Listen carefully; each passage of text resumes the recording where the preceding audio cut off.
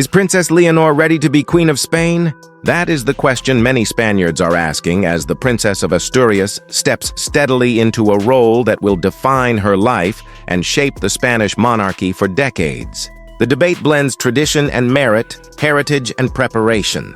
It is also rooted in a clear reality. Leonor is the future Queen of Spain, and her training has been designed for a modern constitutional monarchy that must speak to a diverse, digital, and demanding society. Born on October 31, 2005, Princess Leonor de Borbón y Ortiz is the eldest daughter of King Felipe VI and Queen Letizia. As heir apparent, she holds the historical titles Princess of Asturias, Princess of Girona, and Princess of Viana, mirroring Spain's complex territorial heritage. From early childhood, her public life has been carefully calibrated, enough to accustom her to the spotlight, but measured to protect her development as a student and a citizen. That balance, duty, and privacy has been the quiet constant of her upbringing. Education has been the foundation. Leonor began at Santa Maria de los Rosales in Madrid, the same school her father attended. It is known for academic standards and a strong emphasis on languages. The princess speaks Spanish and English fluently, studies French, and is exposed to Spain's co-official languages. In a country where culture and identity vary from region to region, this attention to linguistic and cultural literacy is not a detail. It is essential to representing all of Spain. In 2023 and 2024, her public speeches have shown a steady, confident voice and an ability to connect with audiences across generations. From 2021 to 2023, Leonor studied for the International Baccalaureate at UWC Atlantic College in Wales, a school famous for its global mix and emphasis on service, critical thinking, and leadership. The IB program pushes students to analyze, debate, and solve complex problems, skills that matter for a future head of state in a constitutional system. Those 2 years abroad widened her horizons, placed her in an international environment, and offered a degree of independence that complements her royal training at home. Upon returning to Spain, she entered one of the most demanding elements of her preparation, military training. In August 2023, she enrolled at the General Military Academy in Zaragoza, the start of a 3-year rotation through the Army, Navy, and Air Force. That sequence, land, sea, and air, is more than symbolic. It gives the future Queen of Spain first-hand knowledge of the Royal Armed Forces, national defense, and the chain of command within the structures she will one day head.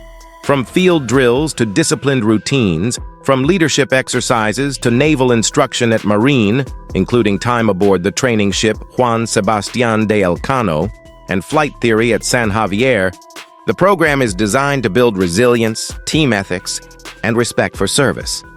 In a parliamentary monarchy, where the sovereign has no direct executive power, military training can look purely ceremonial. It is not. Spain's constitution assigns the king, and in the future the queen, the role of supreme commander of the armed forces. The modern expectation is not for tactical direction, but for informed representation, institutional stewardship, and credibility with those who serve. Leonor's training addresses that expectation directly. The images of the princess in uniform at Zaragoza and on parade are not just photo opportunities. They are markers of a curriculum and a commitment. Public responsibilities have arrived gradually.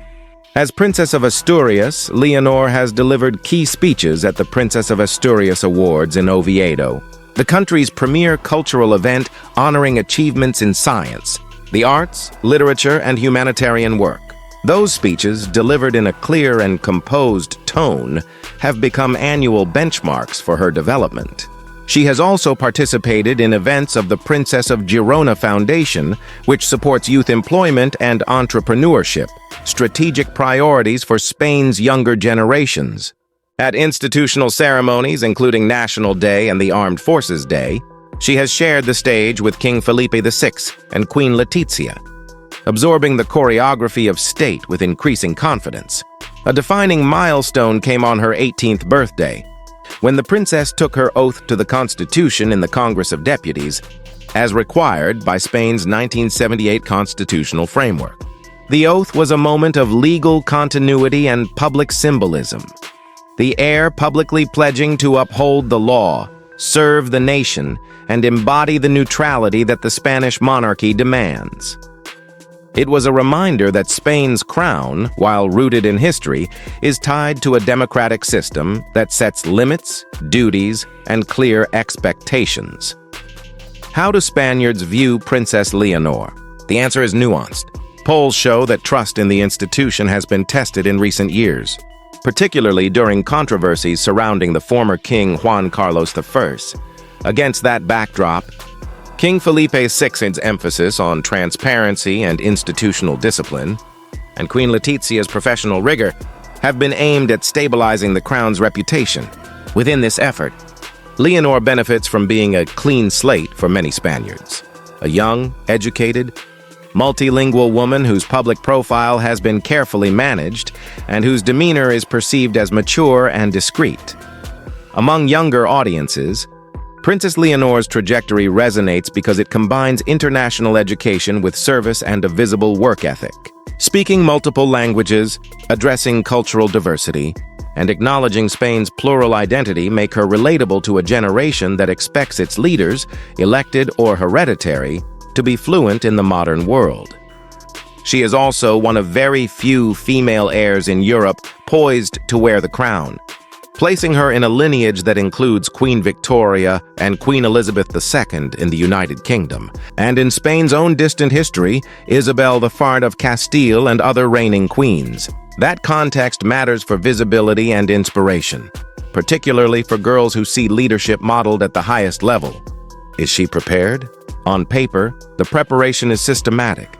Santa Maria de los Rosales, UWC Atlantic College, the International Baccalaureate, the Oath to the Constitution, and the 3-branch military program. In practice, her performance at the podium and on parade suggests discipline and composure. She is not flashy. She does not chase the camera. She is measured. This is by design. The Spanish monarchy's survival depends less on charisma than on credibility and restraint. That is not a judgment.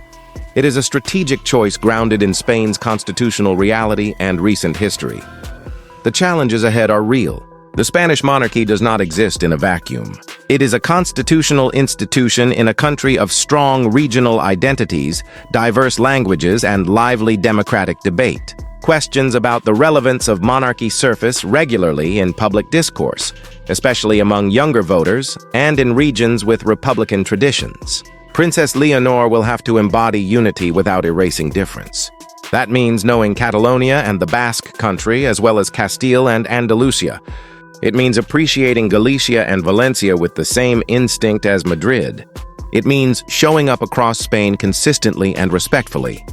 The digital age adds another layer. Media scrutiny is immediate and relentless. A speech, a gesture, an expression, everything is captured and replayed.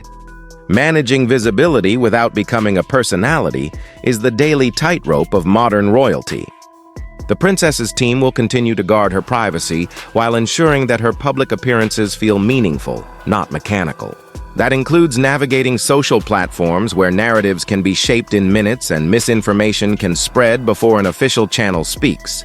Balancing personal life and public duty will be another test. As Leonor grows older, the line between the private and the public will be pressured. The Spanish press has largely respected the space afforded to her and her sister, Infanta Sofia, during their teenage years. That may change as the princess reaches new milestones, completing military training, taking on more engagements, or entering university. The monarchy's approach under King Felipe VI has been clear. Privacy when possible, transparency when necessary, and professionalism always. Maintaining that posture will serve Leonor well. What qualities does the princess bring to this challenge? Observers frequently cite maturity. In public settings, she projects calm and clarity. Her speeches are concise and punch above her age in poise. During ceremonies, her bearing is disciplined without stiffness, a product of training, no doubt, but also of temperament. Another asset is cultural literacy. Leonor's schedule routinely includes events that highlight Spain's artistic, scientific, and humanitarian excellence. Those engagements are not accidental. They anchor the crown's role as patron and unifier. Empathy is another quiet strength. In meet-and-greet settings, schools, youth events, award ceremonies, the princess engages naturally. That may reflect Queen Letitia's influence. Before her marriage into the Spanish royal family, the queen was a journalist, and her focus on professional standards and social issues has shaped the family's public work. From literacy to mental health, Leonor's portfolio will likely continue this line, placing emphasis on education, opportunity, and national cohesion. None of this shields her from expectations. In a constitutional monarchy, the sovereign and heir are symbols of continuity, but they are also judged by their usefulness. That usefulness is not political. It is institutional. Can the princess represent Spain convincingly abroad? Can she host state visits and national ceremonies with dignity? Can she support the armed forces, recognize excellence, comfort victims, and celebrate achievements without stepping into the arena of partisan debate? These are the metrics that matter for the Spanish crown in the 21st century. It also bears noting that Leonor's path is demanding by design. The Spanish royal household has prioritized a curriculum that covers academics, military service, languages, and incremental exposure to public life. That regimen is not meant to produce a celebrity. It is meant to produce a constitutional head of state who understands Spain's fabric and Spain's laws. The princess's oath in the Congress was a reminder that her authority, when it comes, derives not from lineage alone, but from a solemn pledge to the Spanish Constitution. How do we answer the starting question? Does she deserve to be Queen of Spain? In a hereditary system, deserve is not the operative concept. Prepared and trusted are. By the available evidence, Princess Leonor is being prepared thoroughly for her future role as Queen of Spain. Trust will be earned over time through choices made under pressure and through the steady, unglamorous work of representation. The Spanish people will make their judgments as they always do, by watching closely, by talking among themselves, and by comparing the conduct of the crown to the expectations of the Constitution. There are reasons for cautious optimism. Leonor's generation is globally connected and locally sensitive. She carries that mix. The Spanish monarchy under King Felipe VI has leaned into professionalism and accountability. She has grown up under those standards. Her military training across the Army, Navy, and Air Force, Zaragoza, Marine, San Javier, has already set her apart from peers in other royal houses. Her education at UWC Atlantic College and fluency in languages give her tools that modern diplomacy values. There are also reasons to be realistic. The institution she will inherit is not universally loved. It must justify itself daily through service and restraint. Any misstep will be amplified. Any strength will be quietly absorbed into the expectation that the crown does its job. That is the paradox Leonor will live with. In a way, it is the best test of readiness. If she can accept the pressure, maintain equilibrium, and stay focused on the purpose rather than the noise, she will be doing exactly what Spain's constitutional monarchy requires. As the Princess of Asturias completes her military rotation and takes on more of the public calendar, the outlines of her reign, still years away, will become clearer. For now, what Spain sees is a young woman moving through a rigorous plan with grace. She has sworn to the Spanish Constitution, studied abroad, trained in 3 branches of the armed forces, and stepped into national ceremonies without distraction. That profile in 2025 is not small. It is precisely the one a future Queen of Spain needs. Whether you admire monarchy or question its place, the figure at the center of this conversation deserves to be assessed on the facts. Princess Leonor is the future Queen of Spain. Her preparation has been serious and public. Her conduct has been measured. Her challenges will be complex. The outcome will depend as much on her judgment as on the public's willingness to see the crown not as a relic, but as a service. In that space between tradition and modernity, Leonor's journey will unfold, step by disciplined step, in uniform and in gown, under Spain's flag and under Spain's law. Share your view on Princess Leonor's preparation and the future of the Spanish monarchy. Do you see a modern queen in the making, or do you think the crown must change further to remain relevant? We'll continue following her military training, her work as Princess of Asturias, and her evolving role within the Spanish royal family as she moves closer to the responsibilities that await.